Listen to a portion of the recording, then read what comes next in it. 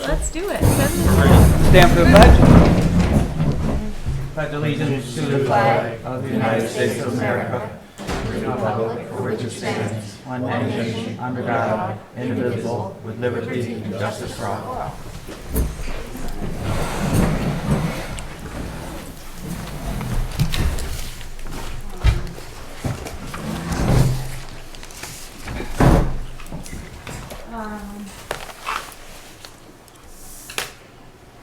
Would you like to introduce, please?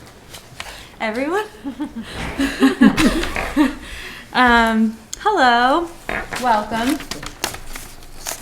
I am Kristen, and you're at the select board meeting, so thanks for coming. We have Bob Jones, Mike Beecher, Jessica Van Ort, Perry Brown, Rich Hewlett, and you're all here. Thanks for being here. I'm not going to say everyone who's in the public, because I can't do that right now, but online we have Deb Hawkins, Jennifer Sullivan, and Lisa Wright. I think I have everybody down, but if you could just make sure that you sign in, there's a sign-in sheet for the town hall there on the front, but I think I got everybody. And if you speak this evening, make sure that you address Mike and introduce yourself before you talk. And just a friendly reminder, whether or not you maybe have noticed, but we have quite a full agenda this evening, so please don't take any offense if I politely cut you off while we're speaking, just to keep everybody on task. If you are a pre-requested, of which we have 4 bullet points of people that pre-requested to be on the agenda, you have 5 minutes. So if you could just kind of make your point in your first couple of minutes so that we can make sure that there's time for some discussion. I think that's it. So for additions, we have Judy, Coolidge, and Rose Smith are here, who have pre-requested. James Sheldon pre-requested, John and Val Davis, and then Dennis Morriso. It's not here. Not here yet, but Dennis did request to be here. So in addition to other additions, there's some old business that we need to talk about the bike and pedestrian grant, which is the sidewalk grant. So that I figured could go under old or unfinished. Lisa is here to discuss something within the assessor's report, so let's not forget about that. I didn't write that on the agenda, but we won't skip over that. And then 2 items to discuss in executive session this evening. One is confidential attorney-client communications made for the purpose of providing professional legal services to the body, and the other one is to discuss labor relations agreements with employees. So this is an exciting night here. I think that's it. Did anybody else? Is there anything that we don't need to talk about that's on the agenda? I don't think so. Anything else that I missed that needs to be added? I think you got everything covered. Okay. So. If you guys, and if anybody sees anything that comes up in terms of hands raised or anything, just let me know. Okay.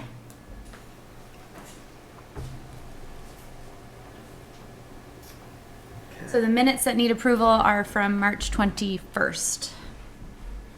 I will make a motion to approve those minutes. I'll second that motion. Any more discussion? All in favor? Aye. Opposed? Carried. Pre-requested. Judy and Rose? Hi, thank you, Chairman Beecher and the board, for seeing us again. Judy won't be speaking tonight. She's a little bronchitis, so I'll be speaking on both our behalves. So Judy and I met with Perry Brown and Sue Laporte at the town hall on March 25th to look over the auditorium to see what can be done about the air conditioners. On first glance, it appears there's only one 20-amp circuit to run all of the outlets in that room, and each portable air conditioner has a rating of 12 amps. And I know from my training that you can only load a circuit to 80% of maximum. So it's unlikely we can run both those air conditioners. In addition, we'll want to run some potentially lighting for highlighting displays. And if not that, we definitely need to run projector and computer for the speakers. The outlets are not directly under the windows, so I don't know if there's going to need to be additional electrical work. That's too heavy a load to depend on an extension cord. And because the porch roof is right under the windows, I don't know if you can fit a support. Those are really heavy units, so it's going to take more than just 2 strong people to install those. It appears the ductwork is installed. There's 2 supplies and 2 returns, and that all that needs to be done is install a 3rd outdoor condensing unit, run refrigerant lines, wire it, make the connections, and test it. So for a long-term projection, I think that would make sense to pursue. After confirming the availability of the auditorium a couple of months ago, we went ahead and hired a speaker and a musician for our programs. We've got a great event lined up with no fee to the public, but we can't expect people to sit up there and view the displays with no AC in the middle of the summer. In 2019, we held a display up there, and it was promised to us that the ACs would be installed, and they never were. And that was in July, and it was hot up there, and it was very uncomfortable for our docents, our volunteers, and our guests. Last May, we held a speaking event there, thinking that, well, May shouldn't be too bad. Well, I don't know if you remember, but that was one of the hottest May days ever. And it was poorly attended, and it was just awful up there. The Historical Society has donated over $10,000 to the restoration project and renovations. And the money's obviously been spent. But between the years of 2017 and 2022, the town has budgeted $126,000 for town hall expenses. And for those 5 years, only $78,500 has been spent. Surely $50,000 would cover, more than cover, a single condensing unit and installing it. We're 3 months out. We're happy to help facilitate bringing in contractors to look at it and give pricing.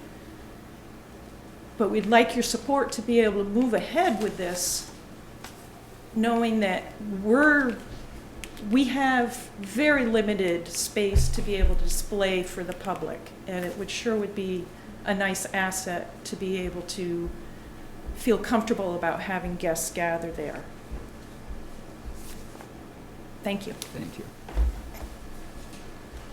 Well, do we have any comments? Well, I think the first thing we're gonna have to do is get some estimates if we decide to, go along, have someone come and look and see just what needs to be done. I would say And price it out, we should have budgetary numbers to at least make an informed decision, absolutely. Yeah, we get, Is everybody in favor of? because I'm still not quite sure of, everything down there. Have someone come and meet with them and Absolutely, explain, and absolutely. and give us some A prices. qualified installation, we should have 2 to 3 estimates, I would say, Estimates, from qualified I agree. installers. I agree. The only thing that I want to add, and the timing is unfortunate, but we are going to be applying for a major grant, either for the library or for the town hall or both, for modernization of our heating and cooling systems.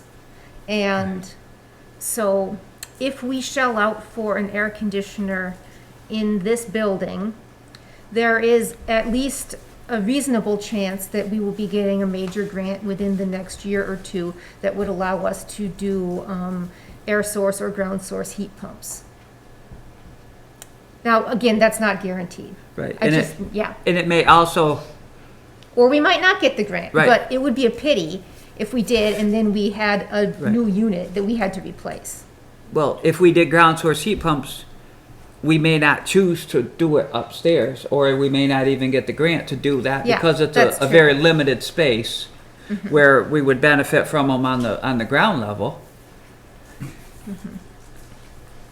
Does So that's a good, It's not guaranteed, I Right. just, yeah. right, But those are all options we need to weigh out. We should definitely air condition the upstairs. Right, it needs to be available, the room, the area needs to be climate controlled.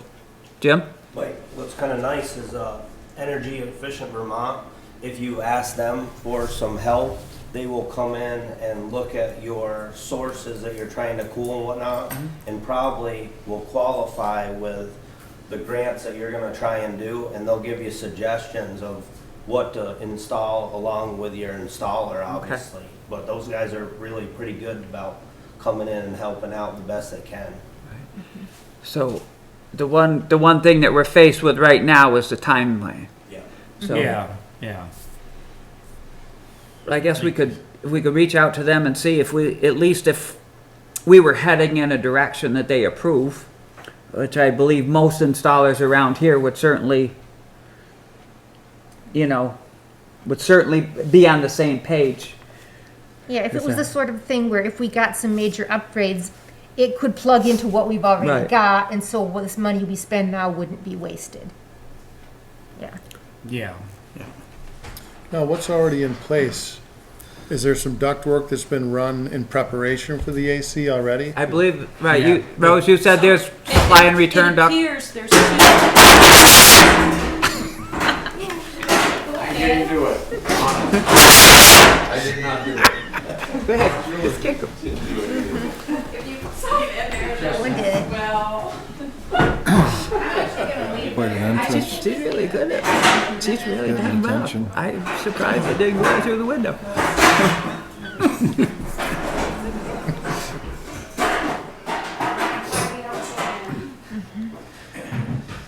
Would it be possible if you look at an alternative brainstorming that you could get a generator with adequate wiring in order to put something in for the event? Well, one of the things that, if there's supply and return ducts, a split level heat pump they don't cooperate with that. They're all totally separate units. Yeah. But I think at this point that it would be good to reach out and see what they recommend as as their first choice, so to speak. But to get some quotes to see if it's even feasible, if anybody would be able to fit it in that time frame. Yeah, that's right. Yeah. We'll get some numbers in time and Are you interested in calling a few people, or? yeah, well, I've got some, the major ones that we use like GSK and M&M and those. Yeah. Because they wanted to clean the other units down there Right. also, get those clean. They're right full of dust and everything. Basically, those are. There's not a lot more than that around anymore, is there? Not really. Not that High close, Tech, right? M&M, GSK. Right? I don't know. without going farther out. Yep. Right. Glens Falls, Rutland. Right. Yeah, Chris, up to Quality Cooling there, they do the heat pumps and stuff. I know they do them for GMP. If you get involved with him, he does some of that size and stuff, and I know he works personally with Efficiency Vermont, and I think that, any grants you qualify for, Efficiency Vermont has a big part in trying to give you the best system you can. So I think that people like that are What's his name? Quality Cooling. It's Chris.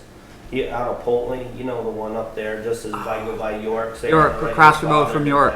Yeah. He's doing a lot of those heat pumps and everything for GMP. They subcontract him to run around and do a bunch. He's done a couple for us and done a good job. Okay. So I think we have several options there. I'll add that to be continued at the next agenda. We should be able. Yeah, to, we'll get some I would think we numbers. should be able to have some numbers, at least budgetary, maybe not 100% firm, but at least some budgetary numbers to see if it's a doable option for this event, which is what? July 22nd. July 22nd. So at the very least, you got to figure out how to get a window unit in. Yeah. Yeah. And I'm Right. 99.99% sure you're only going to be able to run one. Right. Could get By a the looks of it. generator to run another one if we had to. And a heavy lead cord. if that's what it comes to. Right, if we need to, we could, I'm sure we could come up with some alternative, but. Judy? I'm gonna try to speak. Could we maybe make a suggestion that we add buildings and grounds to the agenda so that this doesn't get kind of forgotten? There's And a the next- facilities report section, so I'll put it under, we within need- that. Perfect. We need to, encourage more discussion on this facilities report. Because there's projects that we need to address at the library also that are on the radar but haven't maybe got as much attention as they should, so.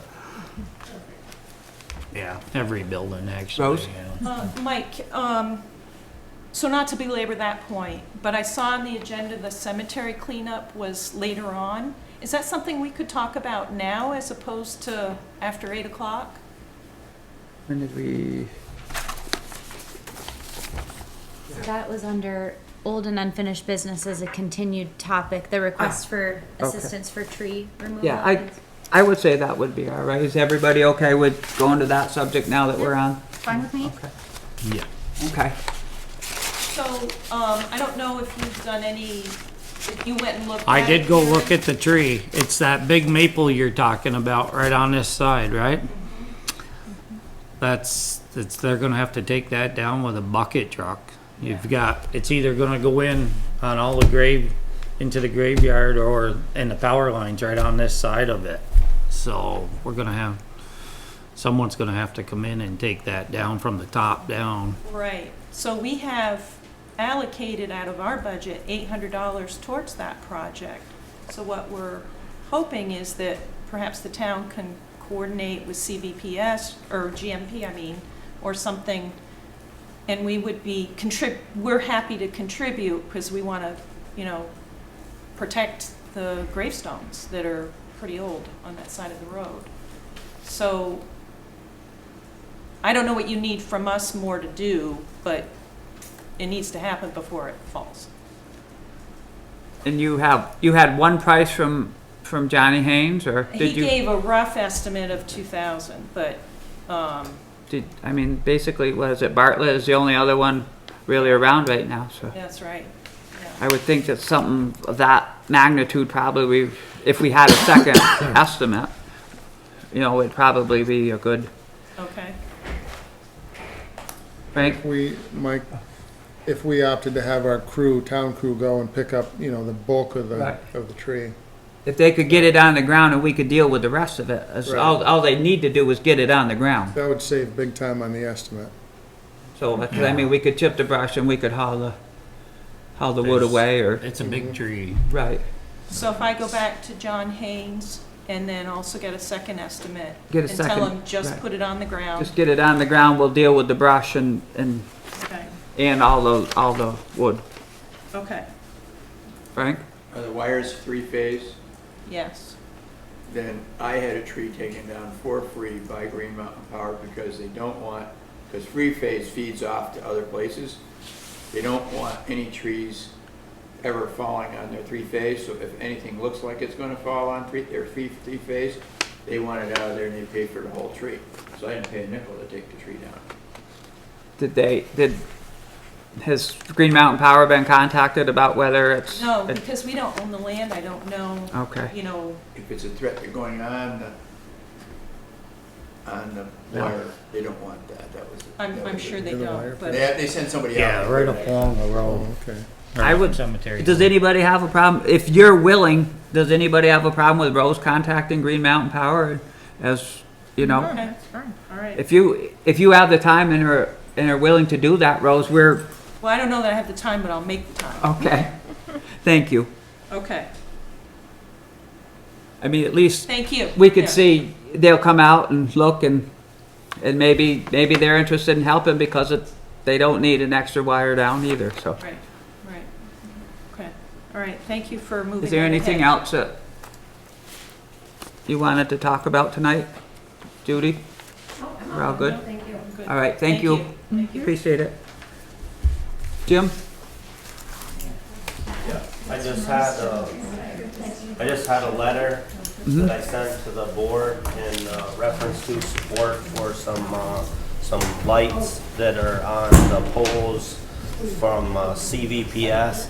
They actually put them up there, and the commission up to A&R doesn't like them not shielded, but that's the standard light, and I sent a letter to you guys to read over just exactly what's going on, and maybe if you have some options or something.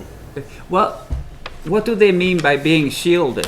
Well, they want downward lighting, Uh-huh. and the thing is that in a downward lighting situation like that, I could draw it out and I could put it on, but the thing was it was unsafe.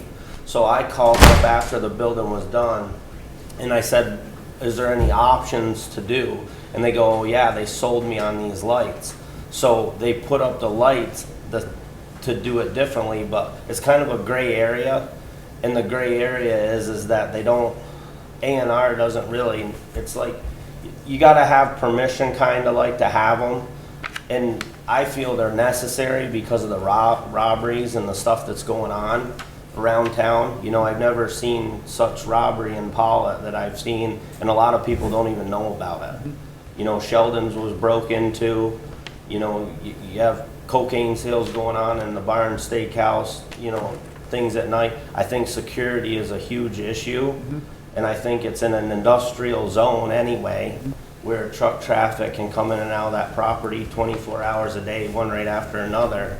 I would think that those lights would be kind of necessary, and for the operation that's going on there, for the security not only of the people, but also the safety of the employees and the safety of the folks that come there. So I haven't driven by there at night. So what about, like you stated that the health center has lights? Are they downward facing lights, or they're the same basic light? Green Mountain Power? No, not on that one. That one there, they have all in the yard lights, but nothing shielded. So they have a bunch of them all over the lawn and in the parking lot. Where Jack Williams has the CV light, Apollo Fuel has the exact same light that I'm using. Apollo does also? Has the exact same light, and J.R. Loomis is running a light that's similar as a non-shielded light as well. So every business on the road is running the same lights. Anybody have any questions? It sounds reasonable to me. I know that the health center is not even in an industrial zone, is it? No. No.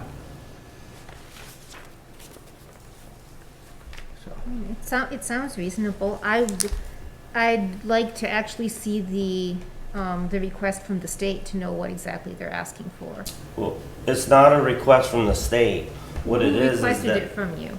what it is downward lighting shielded is a permitted use for the state.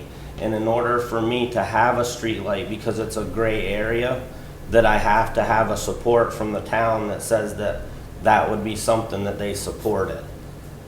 And then I would just send a letter. They can deny the request if they feel fit, or they can accept the request if it's something that you folks are interested in.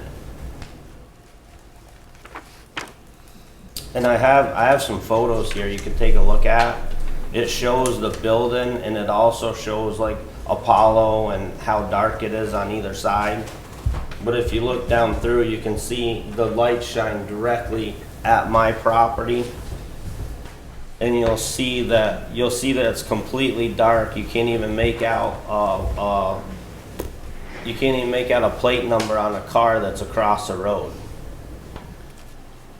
And then you can also look down the street and you can see Apollo Fuels, their light, which is the same light. I would think if there's a hot spot for vandalism, your place would be it. I would assume so. Right? I mean, Yeah. I stopped out in the road. you're selling what a lot of them would like. Right. It's the other side of the road. That's the problem, right?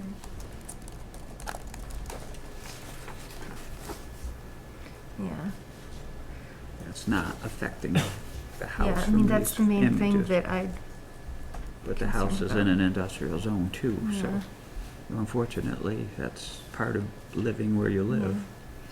I mean, I still Yeah, kind of most want to see the people want street documentation, you know, from the state or something. From A&R explaining what lights they want? Yeah, I mean, just so that we know that our Ts are crossed and our Is are dotted, right? Well, it's not a request by them. What it is that downward lighting is not permitted But unless, who doesn't permit the downward lighting? What's that? The town has nothing in our bylaws about downward lighting. So who is not permitting you to no. do the downward I'm lighting is not what I'm asking for wondering. that. All I'm asking for is a letter of support. I don't Who? understand what he's asking for. Okay. And that's what concerns me. Okay, who wants you to take the lights down?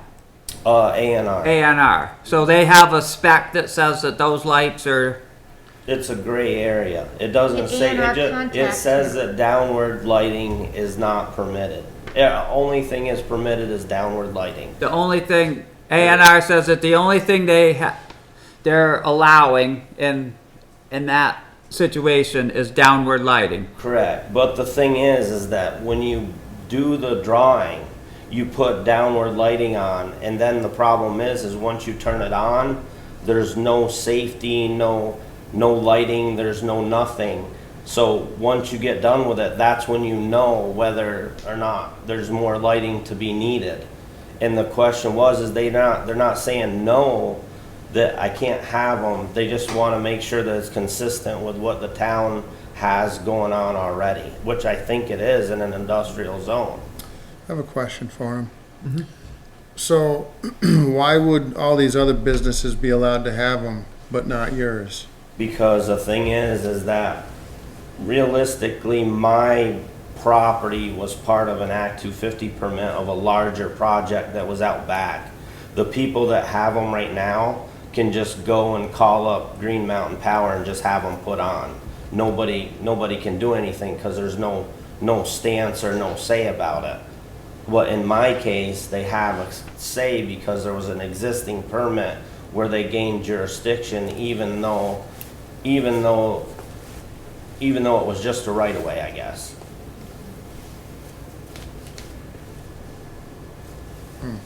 Are you satisfied, or would you like to see more information before? Well, I'd like to see what the A&R says. Okay. Yeah. Did A&R send, may I ask? Yes, please. Did A&R send you some kind of letter or email or request? It's in the town right now because it's filed under my deed. You can look at it. It says in there under the permit that only downward lighting is permitted. And that's what the building and the project has on it right now. The only thing that wasn't permitted was the street lights that got put on for the safety reason, which I thought in the town was something that wasn't part of the project. You understand what I'm saying? Is when I submitted the permit to the A&R, I put the downward lighting on. I thought that the Green Mountain Power, what they put on, was up to them, where they're trying to take jurisdiction now, A&R is, and saying that those lights are not downward lights, and that basically Green Mountain Power did something they shouldn't have done, but they have no control over Green Mountain Power, so it's a real gray idea. I guess what I'm not understanding is, how do you know that A&R doesn't want this? Did they call you? They came down and They came down and they told you in They person? told me that it didn't comply. They did a final inspection, and they said that it didn't comply with the downward lighting, and I said, well, why is it not approved? And they go, it's a gray area. So I was gonna write them a letter based upon the characteristics of the town on that street, stating that this is in characteristic with it, and the town does not want crime or anything like that to take place. And I figured that that would be something that would be beneficial for them to hear. So when they visited you in person, they didn't leave you any sort of letter? They just spoke to you verbally? No, they just said it was in violation. They said it was a violation. Is there more than one street light? There's two, one on either side. One on either side. Okay. So right now we've kind of used up our allotted time on this Yeah. subject. You would like to find out more information before you're going to support Yeah, I a think letter so. from the town. What does the rest of the board feel? I'd make a motion to support it, to support the lighting. The rest of the businesses have the lighting. He's selling stuff in there where vandals are gonna wanna go there, and, I mean, that's where they're gonna wanna go. And if it's gonna be dark, what good is that? And that's essentially what they want, right? That's it, yeah, that's essentially what it is. Is it the safety, it's for And the all we're safety. doing is giving you a letter of support saying, hey, look, this is what everybody else is doing on the street. I'm selling something here that the vandals are gonna want. We support lighting the place up, as long as it's not shining on the neighbors, which, you know, apparently here, I mean, by the looks of the pictures, it's definitely not shining in their window. Correct, And you're in an industrial zone, yes. it makes sense to me. Frank? I find it strange that they use the term gray area and did not actually issue a violation. Thank you. Does somebody want to second Rich's motion? I'll second that. Because you went with the program and did the downward lighting, right? Yeah, the downward lighting. On your was whole thing, and then you put the street lights in afterwards. Correct, Okay. Correct. Yeah, I'll second that. Okay, so we have a motion and a second. Is there any more discussion? I mean, we can certainly find out what A&R says and revisit the subject if we find compelling reasons. I guess what I'm saying is I'm not against the lighting happening the way that Mr. Sheldon wants it to happen. I'm against us drafting a letter when we don't have any sort of documentation of what A&R actually said. Okay. I mean, we have Mr. Sheldon's word of what A&R said to him, but unlike in other situations that have to do with Act 250, where there's been some sort of paper that's come before us and told us what was going on, I'd just like to see something like that before we draft the letter. But that's my thought. Right, okay. I just want to, don't want us to say something that's going to bite us later down the line because we didn't actually know what was going on. That we had to defend. Okay. Yeah. Well, you should already have that. You should already have that in the permit from Act 250. Right, Because but- it was an Act 250 amendment that goes into the town. The And town doesn't get, Act 250 doesn't automatically send us stuff. well, it goes on It's the deed, they're unfortunate. supposed to. So, but what Jessica, I believe, is saying that she wants to see, instead of A&R saying, well, you can't have that because we want to see it, she would like to see it in writing that from the A&R that says these streetlights are not allowed because of this. Or that A&R says to us, hey, we'd like a letter of support from the town, you know? It came in the source of a violation. It came in the sources that the lighting that Green Mountain Power put up was not downward lighting in their opinion. So they're gonna issue a violation if I don't get any sort of information that would suggest that anybody in the town liked it. And I mean, if they'll come down is what they'll do, which is totally fine by me. If everybody's in agreement to have theft and things of that nature with not the safety, I'm all about it. Okay, I'm just gonna be the time police here. So, right now, I'm in favor of the safety. I just want to see something in writing. okay. That's all. So we have a motion on the floor to draft a letter that says we're in favor of the safety. How do you want to phrase that motion, Rich? That we're just supporting the existing light that Green Mountain Power put on his building. And it's just a letter of support. I mean, we're not telling him he can do it because it's up to the state to say whether he can do that or not. We don't have a problem with the Right. lights the way We they are. support the lights there. Okay. Now, did they say anything to Green Mountain Power about the lights that they No. No, they said because I asked for them, Oh, because okay. everybody else on the street has them. put? Yep. And when I mentioned it in the town, there was no regulation against streetlights. If somebody wanted to pay for a streetlight, I was under the impression that you could pay for a streetlight and it was okay. So I said that, And you're yeah, paying for them. and I was paying for them, so I didn't think it was gonna be an issue. So we have a motion on the floor. All in favor? Aye. Opposed? No. Okay, motion carried, 3 yes, 1 no.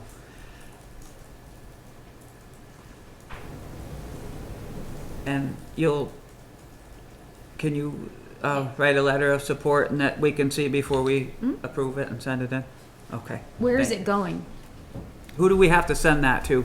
You'll supply us with an address of where it Yeah. goes? Yes. Okay. Mhm.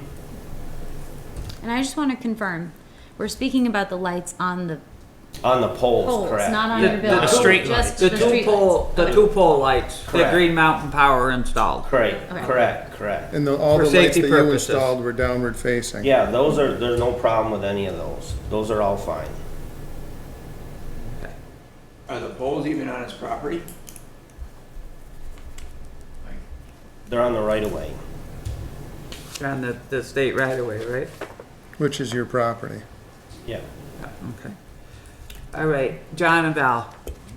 Okay, I'd just like to thank you for having us, and I'd like to say we're disappointed with the court decision on Slate Ridge with another delay. I don't know how many delays there's been over the last 3 years, but is there anything in the court order of March 5th that could stop the town from scheduling a property inspection at any time after March 25th to see if Mr. Banier has made any attempt of deconstructing any of his illegal structures? We live on that road. He goes by once, twice, 3 times a day. I have seen, or my wife has seen, no signs of any material being moved out of there. We do see him going up with lumber. It's discouraging, and we're getting tired of it. And I speak for most of my neighbors too. It's just, and another thing, thank goodness that we have Merrill Bent representing us, because she's done a fantastic job, even though the court has not done their job. They're not enforcing. And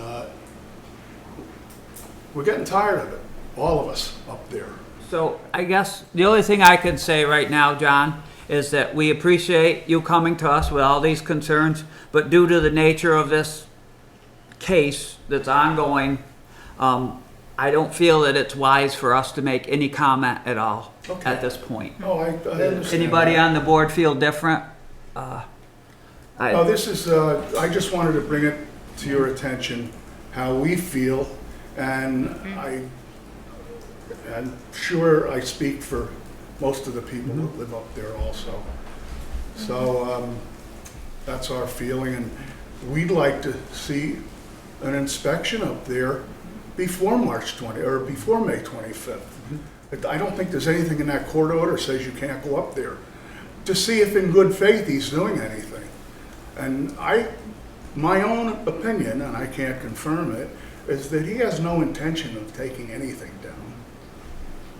I mean, we've seen this going on he's been convicted of violations by the Superior Court, or the Environmental Court twice, and a Vermont Supreme Court, which I think 4 judges ruled on it once. So, and nothing's been happening. The can keeps getting kicked down the road again. It's been one of the mildest winters we've had. I worked in construction all my life. I would have liked working out in winters like this. You tell me he can't start dismantling things? But thank you. Appreciate your, And once again, I'd like it on record to thank Merrill Bent, because she's done great. thank you. I think that we can mention that we have an executive session at the end of this meeting to discuss confidential attorney-client communications. Okay, thank you. And so we will be discussing matters. Oh, I know, and your hands are tied too. It's up to the court. And so We can I pass- understand that. We can pass his thanks along to Merrill. Thank you. I would like you to pass you know. We certainly will. Thanks to her. Yeah. And I'm not just saying it for Val and I think most of the people that live in our area feel the same way. And we've been to some of the hearings, and she's done a great job. She has put up with a lot. Thank you. Thank you. Thank you. Dennis, you're on deck. Dennis Morriso, West Pawlett, lived in the post office building and managed it for a long time, been there 20 years. I'm now next door in the old Folger block building. I'm brown as a berry and skinnier than I've been in years because I just got back from a fabulous time way down in Bailey's, living on the ocean and working with a community down there that's doing some neat stuff. I got back yesterday. Still, though, West Pawlett is my home and been that for 20 years. I've looked at many of the buildings in the area. I've seen the surveys. I'm a little bit aware of people trying to do good things for development of West Pawlett and so on. My background is in, among other things, is in building and building restoration and transforming decrepit things into nice things. I did it in Burlington. I've done it elsewhere. I'm looking at the old railroad depot building that right across from where Dutchie's store used to be. Sewer plant, yes. I've looked at it for years. I've thought about it for years. I've actually been in it a couple of times when it was opened and looked it over. I would like to propose that that building is a perfect location for a great many things that could be done in the town, but that the simplest, non-complicated, doesn't need a grant funding or a bunch of people holding hands in a circle to accomplish. I would like to find a way to not tear that building down, but to save it without too much public input. And the way I think it could be done, it's a perfect location for a used building material business to set up. It's large enough, it's got plenty of room, it's used, recycled building material and architectural salvage is a hot business around the country. It's an exciting business. It's a green business because it saves materials that would otherwise be destroyed when people are taking buildings down or doing what have you or needing something done. You wind up with some building material that somebody could use instead of going to the landfill. And a viable business there like that, where you're sorting lumber, you're stacking lumber, you're doing various other building things and offering them for sale to the general public dirt cheap, is a very strong idea for these times and for that little village. The town doesn't own that building. I do understand that. So, basically you would have to talk to the owner of the building. And the owner of the building is who? My understanding is that the town actually, because the town years ago decided they wanted that building torn down. No, it wasn't the town, it was the state. And the state no longer wants the building torn down. So it's on state property. So it's not on town property. It belongs to the rail trail. Yeah, it's the right of way for the rail trail. Okay. They might allow us to do something with that building that was beneficial to the state and the rail trail, Right. But they probably wouldn't allow a private individual to own it. Yeah, if I may, yeah. So it'll be And done. right now, as we understand, the state's position is they had wanted us to get it off of their property because it's in state property right now. We floated the idea of if it were to be reconverted into something that served the rail trail, such as a visitor center or a store, then they would be potentially amenable to leaving it there because it supported the rail trail.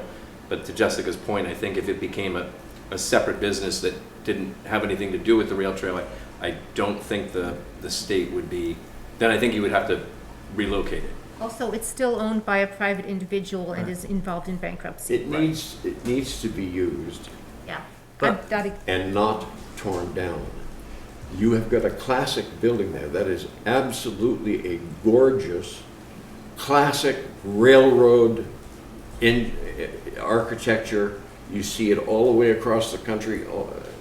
It's just a complete shame. We have to stop tearing these things down. If you go over there and look at all the little foundations of little small railroad buildings that used to be there, and they're all gone except that one. All those little foundations had little buildings on them with roofs that failed and they got torn down. Imagine if the town fathers We do understand. those years simply put a decent roof on those little buildings and they were still there, what kind of a unique environment you would have for small shops, small this, small that would serve the rail trail. So we do appreciate that. However, there's nothing we can do for you. So we appreciate the fact that you're bringing this up so it goes down in the record of our meeting minutes and stuff. However, you're asking us about questions that we have no control over. Who needs to be spoken to? There's a committee. The, Can I speak, Mike? Who in the state? You would have to talk to somebody and the DNA. V-Trans. V-Trans. V-Trans owns that property. Can I get that information from you at some point, of an address or a phone number or something? Frank? Yeah, email me. Yeah, I just wanted to bring up I have the Denny's. contact. Denny's been down getting, I'm sure Yeah. a bunch of us would like to have been police. Yeah. But It was cheaper living there than it is Frank, here. keep to the point, please. Michael's, you don't know, you know each other from walking Yeah, of course. around. There's, Dennis and I go way the back. building has been discussed and with the presentation and everything done. And I the know- building, I and know. Michael knows all the details. And the other thing is did everyone get the email or something that related to the legal status that somebody did work on? Did you see that? No, you didn't see that? I got It's just something. not the time to. I'm just mentioning that there was something around it, that there is a status that is identifiable as to the court. Julie, you had your hand up? The owner of the building is not V-Trans. The owner of the land is V-Trans. The owner of the building is Elizabeth Campbell. Tax bills are public records. They have addresses of the owners, and you can come in anytime and get that from me. Okay, Thank you. I will do that. There was an abatement thing on that. Okay. So I hope we've answered your question sufficiently, and thank you for coming and joining us tonight. Zoning Administrators Report? Yeah, hi. So we had 4 permits in the month of March. All of the scans are done through 2020. I just started working on 2019. There was a notice of violation issued for a person living in a trailer over in West Pawlett. Their 7-day notice has since expired. I was over there on Friday with Jennifer to try to notify them that the fees would now start kicking in. Somebody we believe was at the trailer but wouldn't answer the door. So I'll be talking to Merrill tomorrow about the next step as far as what we do with the fee schedule on that. I attended the Cannabis Control Board licensing discussion last Thursday night, and that's all I have. Is there any place online that you can see a posting of what permits you've issued? Yes. not that I'm aware of. Okay, so, but is there a posting in here, some in the Yeah, town? so the postings go on the board Okay. for 2 weeks prior, when the permit is issued, it gets posted publicly for 2 weeks, one on the property site and one publicly here. And then that's the appeal period, and then after the appeal period, the posting is removed and it gets filed here in the offices. Okay. Jim, you had a question? Oh, you can, for the canvas board, right? Is that what you were saying? What's that? Was that for the canvas? No. You were looking We're- for- oh, no. You're in discussion. Also, Deb has her hand up, I think. Okay, Deb? All design permits are available online with our online indexing system. After Nancy does an approval for a permit, it gets scanned into the system, and anybody can access that system. They may not be able to view the document unless they pay a fee, but yes, they are online. All right, thank you. I guess I've never looked hard enough, so thank you. But I just want to add, it's not the same permitting system that I have, the one that Okay. Anybody, anything else? Nancy? no, that's all I have. No, you're all set. Anybody have any questions for Nancy? Okay, Planning Commission? Yes, we have a report. Planning Commission met last Monday, April 27 at 7:30 p.m. The meeting was spent going line by line through the proposed updates to the bylaws that we've been working on with Ed Bove from Rutland Regional Planning Commission. These updates are part of the bylaw modernization grant we received, and they're intended to make it easier to construct housing, especially in the village centers. We're also attempting to incorporate changes to the permitted and conditional uses in various districts that have been in the works for some years, and we'll continue this line-by-line work next meeting. We hope to get it done in the next month or two. Thank you. Anybody have any questions for the Planning Commission? Okay. Road Foreman's report? I have one. Dale shares that in the past couple of weeks, they've had a few days of maintenance and minor repairs to the grader, IH, and 17 Mac. They've stockpiled more gravel, put a few loads of gravel over a couple of muddy areas on the Rupert Mountain Road, put several loads of gravel on Towsley Hill Road, started the Warren Switch Road slate project. In the next couple of weeks, work will consist of finding the switch road, cleaning and removing wings and plows, setting trucks up for summer.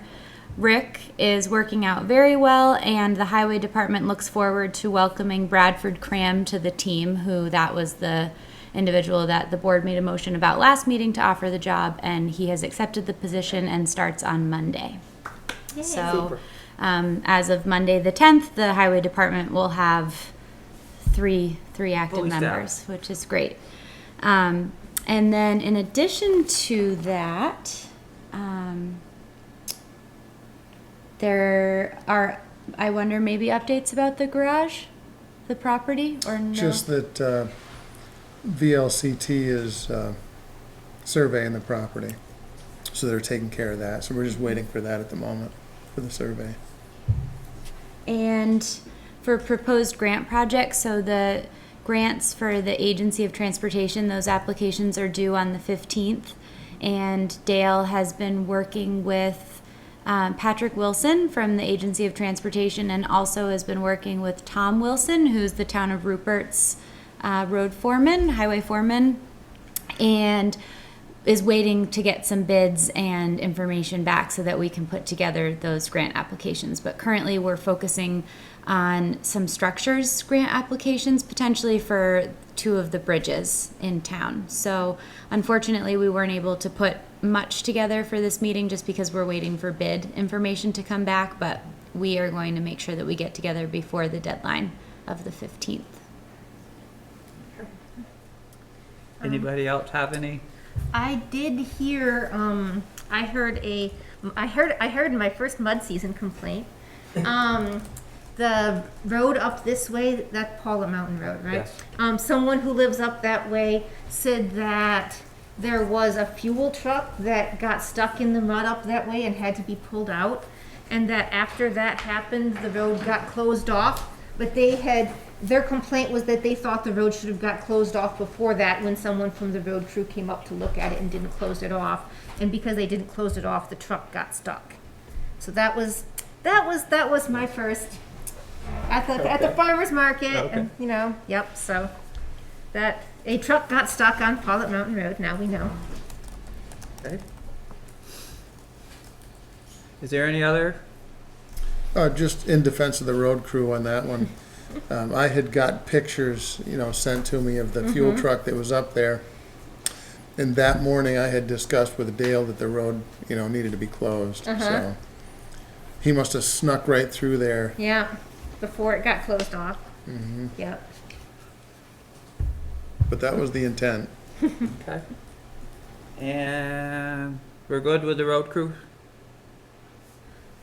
Yep, I just have to write down everything I just said, so just bear with me real quick. Who's doing the garage property? Vermont Land Trust, VLT.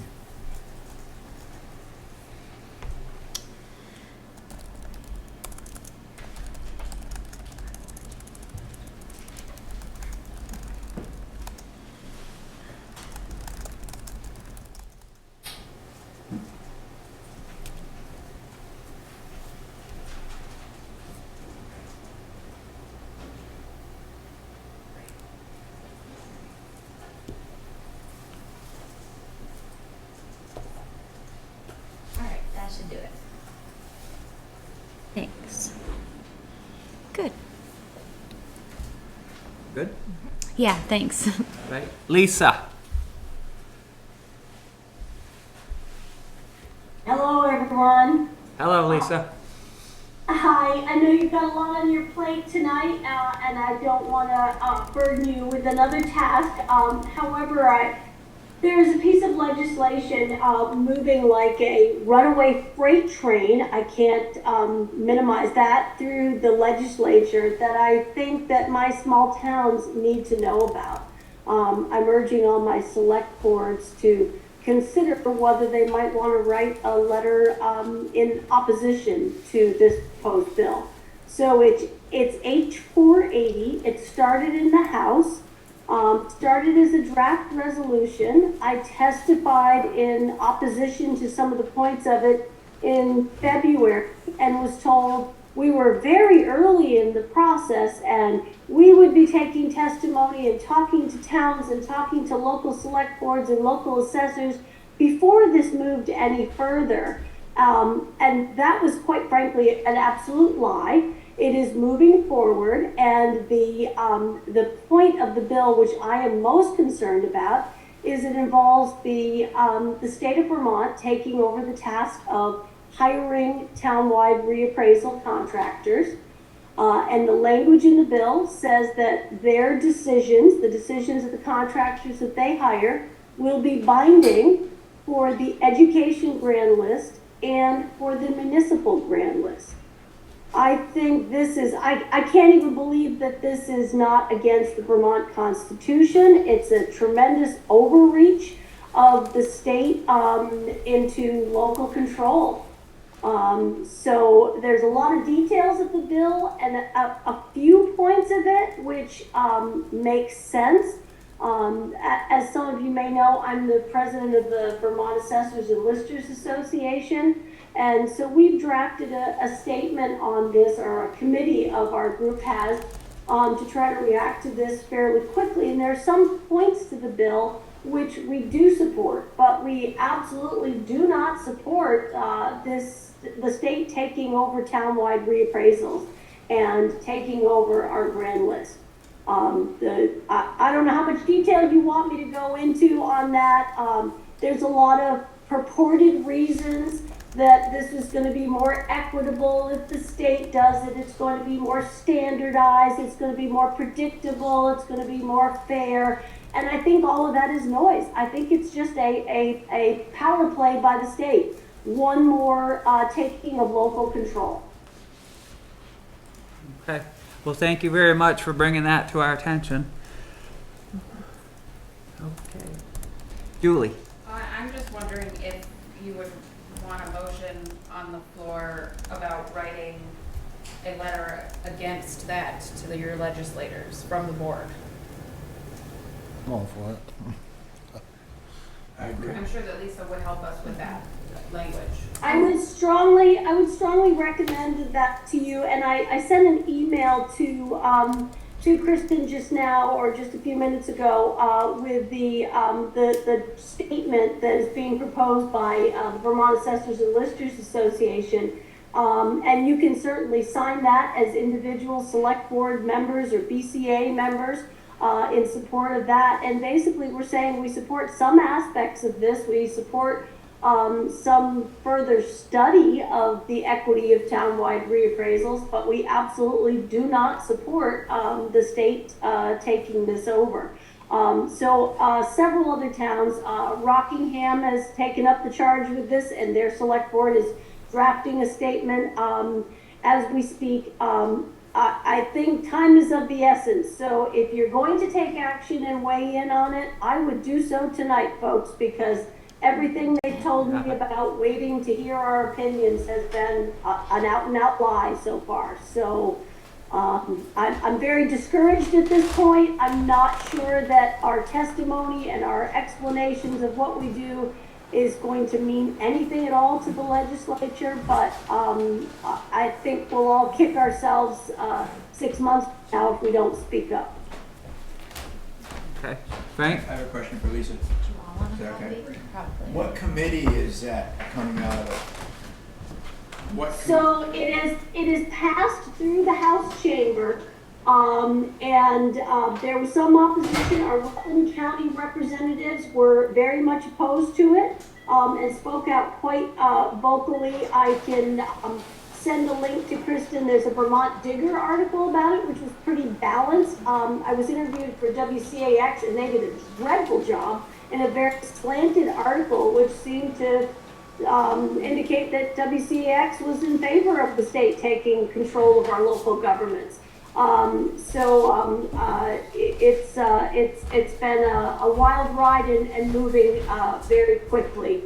So it has currently been passed out of the House and is in the Senate now, and in 2 Senate committees, which this part of it, maybe I didn't have high school classes in civics at West Rutland. Where understanding how a bill becomes a law has been a learning experience with this one. So it's in House Government Operations at the moment, and I am in conversation with them to testify for them probably early next week. And it's also going to Senate Finance, which that's what puzzles me, is where it goes from there, and whether all of this is, again, just noise and they've already made up their minds. But I'll continue to speak out on behalf of my 6 towns and listers throughout the state. So feel free to reach out to me if you'd like more information. I can send you as many links and pieces of information about it as you might like. I have a question for Lisa. Okay. Jennifer, we'll get right with you in a minute after Jessica. Lisa, is it true that when it got passed out of the House, because I did a little digging on BLCT's website to look into it, is it true that when it got passed out of the House, they bumped all of the provisions back a year? They're not going to take place until 2025? Yeah, and that was thanks to a Rutland County representative, Jim Harrison out of Chittenden, who did that to try to delay the impacts of this a little bit. I'm thankful for that, because it was scheduled to take place in 2024 or some madness like this. I mean, it's a massive sea change in how we do reappraisals, how we do our town work. You know, I think you all know this about, you know, a municipal government and state government. You don't turn that ship with a 180. You turn it in slow degrees, and you give people time to ramp up. And the idea of giving the state more authority to do more, I mean, we're in the midst of, and Julie can tell you more about this, an absolute debacle that they've made of the new state grand list software. That we are still not ready. We're not getting homestead downloads. We should be well on our way with completing homestead downloads at this point. We're not done because their software is not ready. So the state has had a record, in my opinion, of implementing things before they have the plane built, and we're flying it before it's built. And this bill is just another example of this. They plan to implement this before they've done studies, before they have answered all kinds of questions, like, for instance, how are state appeals going to work? How am I, as your assessor, going to defend a grand list I had nothing to do with? How are you, as the BCA, going to defend it? And then when it goes beyond the BCA, and their choice is to go to property valuation and review, which is a state agency, and the appraisal was contracted by a state agency, wholly conflict of interest. It's just, there's so many unanswered questions, and they're rushing to move it through. Again, the only sense I can make out of it is a power grab. Thank you. Jennifer? I'm just wondering, like, if there's any input from Robin, our representative, about it? I did not speak to him, but I would urge all of you to do so, and find out how he voted. The vote was 110 to 40 or something like that in the House. And I was speaking to most of my local reps who were, for my towns and the town I live in, which is West Rutland, and they all opposed it, and our local Rutland County senators are opposing it as well. And so I had the conversation with Tom Burnett after it passed. I said, so what the heck happened? Is this a case of Chittenden County gets what Chittenden County wants? And he said, yeah. It's essentially, we have that dynamic at play in Vermont. I think it's very unfortunate that Chittenden County rules the day and larger municipalities rule the day, and their needs in a larger suburban urban community are very different than our needs are in small rural towns. And I think we're in danger of extinction, folks. I say that as a 10th generation Vermonter. I am very discouraged of what's happening in Montpelier. Okay. So there's Nancy? Yeah, I just wanted to comment that Robin does have a statement in today's Front Porch Forum about this, and Okay. it sounds contradictory to what. Okay. Now, does anybody want to make a motion that we approve this, that we write a letter to the state or not, or where do we stand? I'm for it. Bob's making a motion. I'll make the motion. I'll second that motion. What's the phrasing? Did Lisa have a letter that's... Lisa, did you say that you had a letter that everyone's sending, a kind of a form letter that we can basically just sign, or? What I have is a statement from VALA, the Vermont Assessors and Listers Association. You could use that as a model, perhaps. Okay. I think it's very simple and very firm that we do not support the state taking over townwide reappraisals and the state and the municipal grand list until, at least not until further study has been done. But it also lists a series of questions that we have. So you might use that as a model for it. I think if nothing else, to implement this before the studies have been done. I would like to hear what your local rep is hearing about this. All I can say is there's an awful lot of pressure in Montpelier, where the politics seem to be, if you say somebody is being discriminated against, you can make anything fly if you make that claim, however unsubstantiated that might be. And I'm at the point where I don't care how that makes me sound. It's the fact that we're not looking at things rationally and looking at all of the stakeholders involved. We're just reacting in Montpelier. And so legislators are under that pressure. So I'm grateful for my Rutland County reps that didn't succumb to that, but I know a lot of them have. Okay, thank you. We have a motion on the floor and seconded by Jessica. I get too many J's.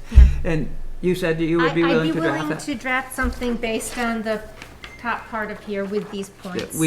We do not support and that we do support. Yeah. So is there any more discussion? And you'll pass it along to everyone before we? Yeah, Okay. I'll write something up tomorrow and send it out. Okay. And then, Lisa, where would we send it? To all of our reps? I was just going to suggest that all of your local reps, your senators and your reps is not a bad idea.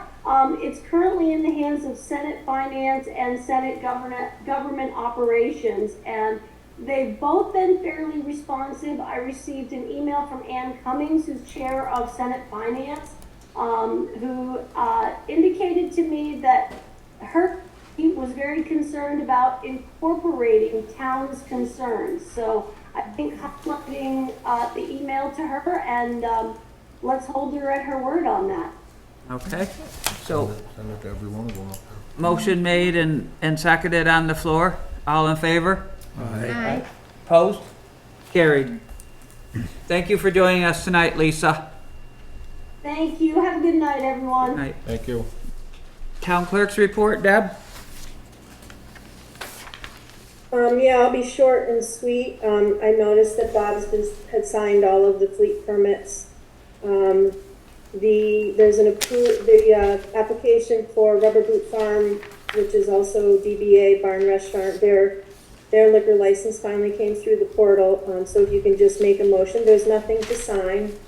I do want to remind that the new employee needs to get a check-in with me or Julie, because we need to set up the pre-employment drug testing. Okay.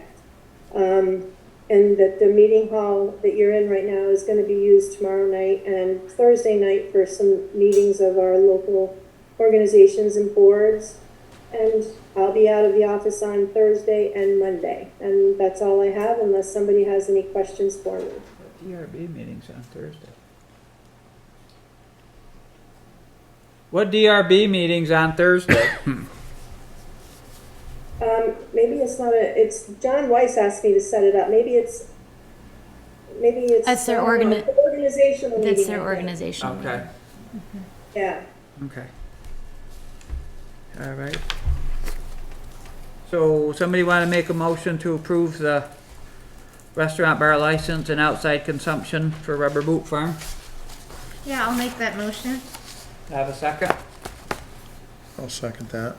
All in favor? Aye. Aye. Opposed? Carried. So that's all we have to do now, right, is have a official form motion and stuff at the meeting minutes, Yeah. right? I have a question for Yes. Deb. Deb, the new employee, they have to do a pre-employment too? Well, that's what technically that's what the drug company had said when we had gotten Rick. Okay. Okay. Yeah, that's great. I just want to make sure. I'll get with you and Julie and Dale. I just want to make sure that we're communicating everything that he needs to be.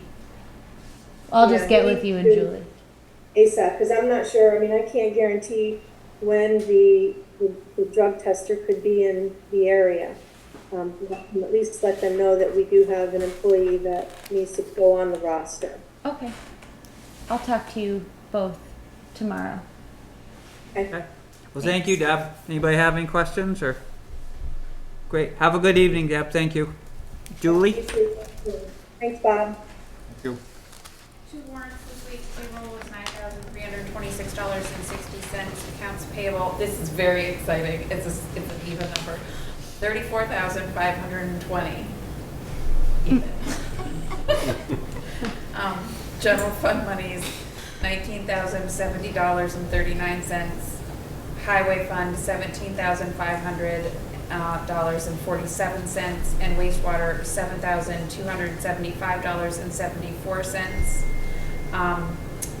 In March, we had two state payments come through. One was the $7,072 towards the reappraisal fund and $832 for the regular fiscal year 23 equalization payment. And that's it.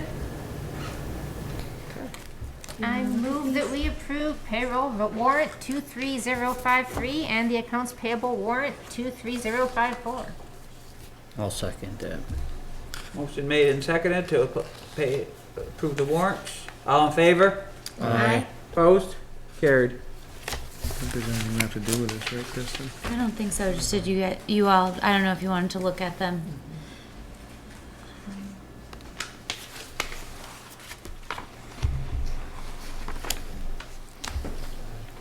These are all the same. Yeah, there's no signature. We don't need a signature. Yeah, it's done online now. Deb, can I ask Deb a question? Yes. Deb, would you just like the liquor licenses on your desk? Yes, that'll be fine, Kristen. Okay. Thank you. Thanks. I have my agenda. I lost it, but there's a few. I lost it. Oh, that's dreadful. Okay. Emergency Management Director? Yes. I don't even want to say it, but you're just moving so swiftly that I'm having a hard time keeping up. Hold on. Liquor licenses. That's the liquor licenses.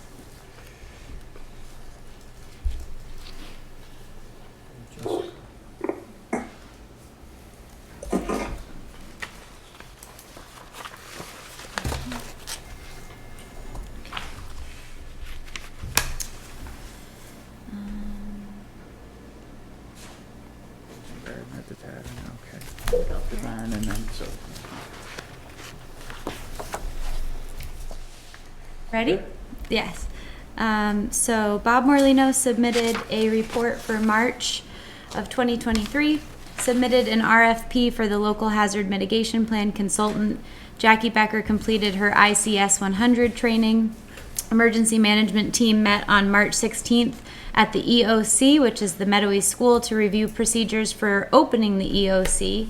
Attended the select board meeting on March 21st to obtain signatures for the LEMP adoption form, NIMS adoption form, and the Public Works Mutual Aid Agreement.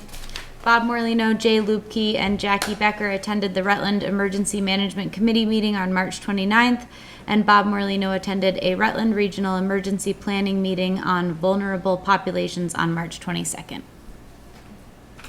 Okay. Any questions? Excellent. Jennifer, do you have a report? I only have what I emailed you, but Okay. I'll save the records. I've been with Nancy when she's gone to that property in West Pawlett, where people are living in that trailer. They have a very primitive outdoor restroom facilities, 5-gallon bucket, which they say, we were told, not by one of the residents, but an ex-husband, that somebody comes and picks those up. So I've called the state and talked to Patrick Lokes, who is the enforcement person for this part of Vermont. His advice was to let the zoning administrator plan play out and see, because if we do get them out of the trailer and moved on, then the outhouse problem will go away as well. So we're just, at this point, we're just waiting to see what comes of that. Okay. Anybody have any questions for Jennifer? All right, thank you. Thank you. Wastewater treatment facility. Right now, the one heater is fixed. The new heater is scheduled to be delivered and probably installed next week if everything goes decent. The transfer switch for the generator is turning into a huge issue. Kinsley Power wants over $1,000 just to show up. because it's like $225 an hour from the time they leave Albany to the time they get back, and $475 because we're out of their service area. So we've been looking at alternatives. Just to replace the transfer switch, the switch itself, I got a quote of $6,000, so we didn't try that.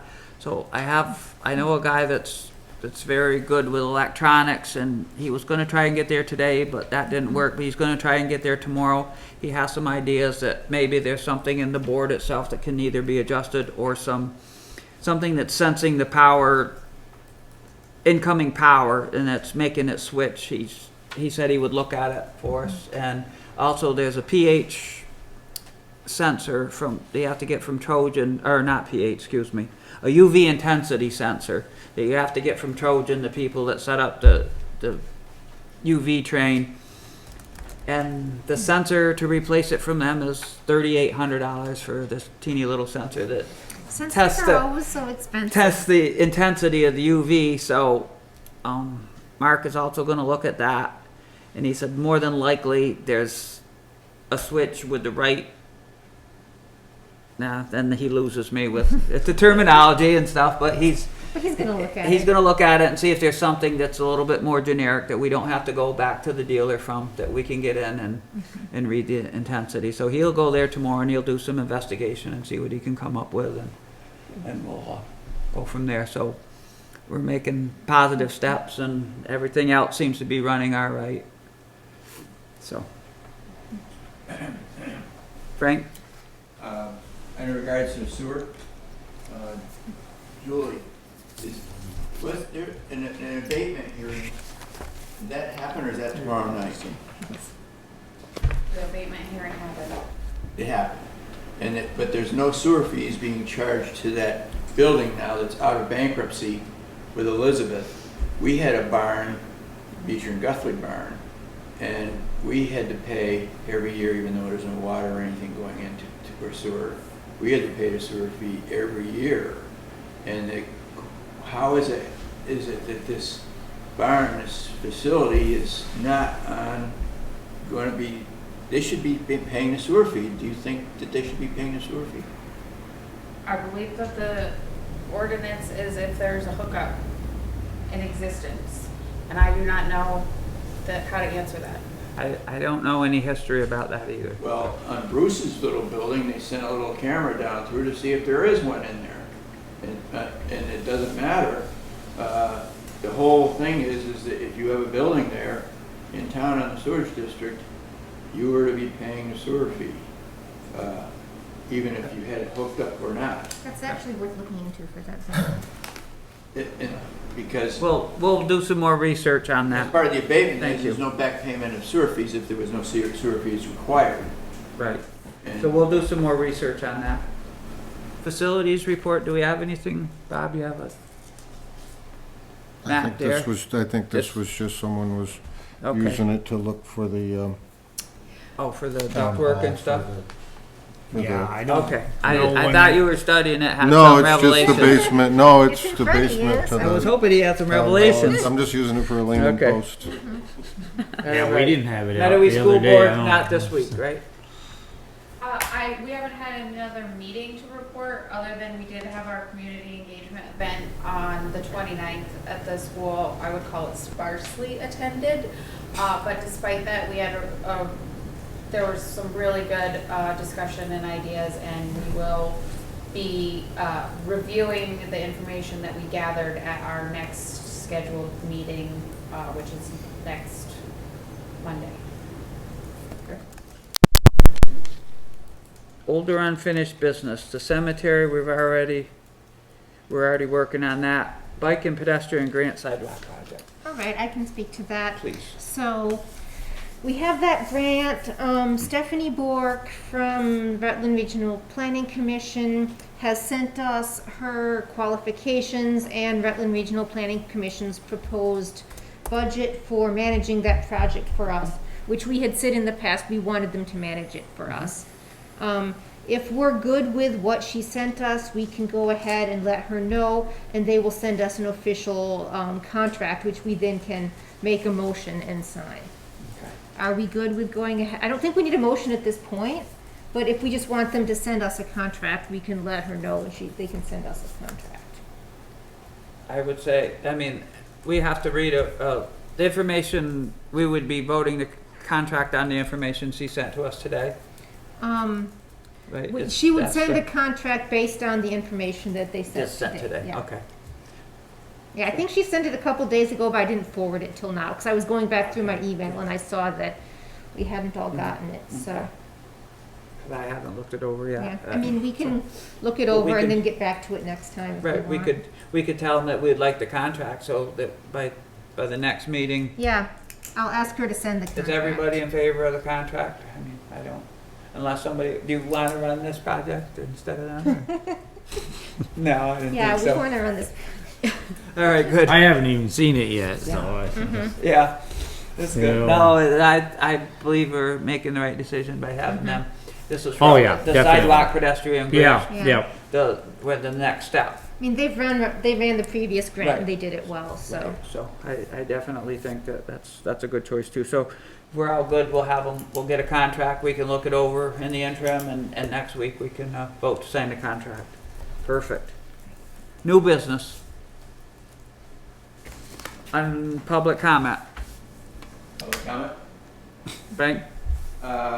I'd like to announce that the date has been set in a meeting for the Children's Fishing Derby in West Pawlett on the last Saturday in April, and Ronnie Taylor has printed up a whole bunch of 50/50 tickets. It's the best deal in town.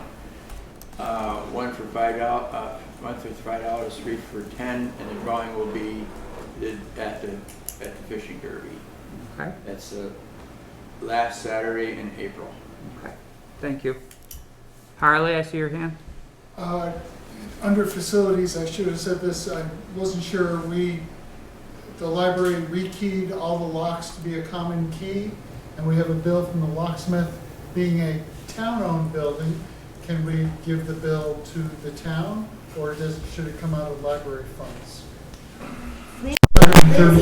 Lindsay called me about this earlier today, and it was about a $200 bill, and I told her I thought that would be facilities. $234. Julie? Got it? It's Yeah, I repairs would and think maintenance, that- kinda. I would say it Yeah. comes out of the town. I would say the town would pay that. Yeah? Yeah. Send it to Julie. Thank you. Anybody else? Michael? Michael Allen, Danby Pawlett Road, Chairman Beecher and Select Board members, thank you very much. We have, or at least had, a few more West Pawlett residents in attendance tonight. I just wanted to make a reminder to those of you on the committee for the West Pawlett Master Plan. I'm just finishing up some of the draft recommendations. I'm going to be getting you that document in the next couple of days so you guys have an advance look at it. But we've gone ahead and scheduled a meeting in West Pawlett on April 20th at the West Pawlett Fire Department from 6 to whenever to present the findings and recommendations of the West Pawlett Master Plan. This is something we've been working on for the past couple of months, and I think we have some really good ideas coming out of the process. And we're holding this meeting at the firehouse to present what we've got and open up discussion to any other ideas and changes before we start to wrap things up. And we've booked the main garage bays of the firehouse because I'm expecting a larger audience than we had for some of the potluck dinners. So again, Thursday, April 20th at the West Pawlett Fire Department, and hope everybody's interested can come. Okay. Thank you very much. Yep. Will that be potluck too?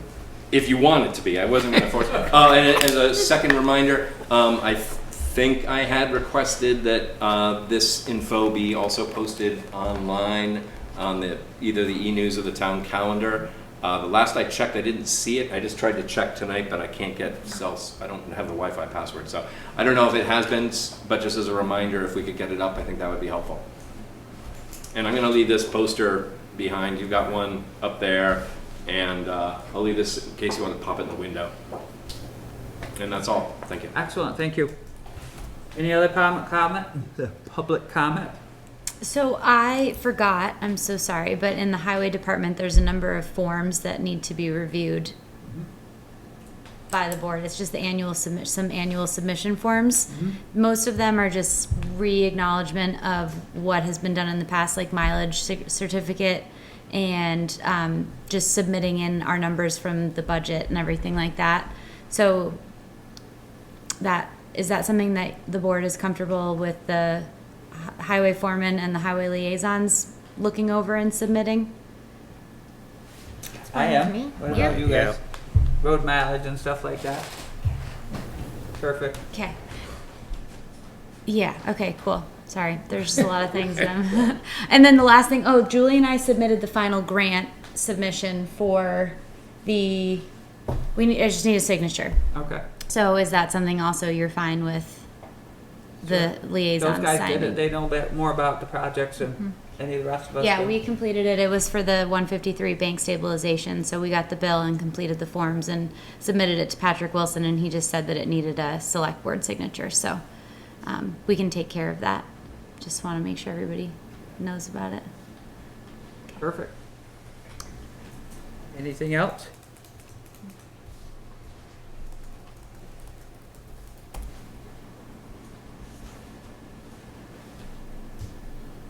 I'll make a motion, we go into executive session. Second that.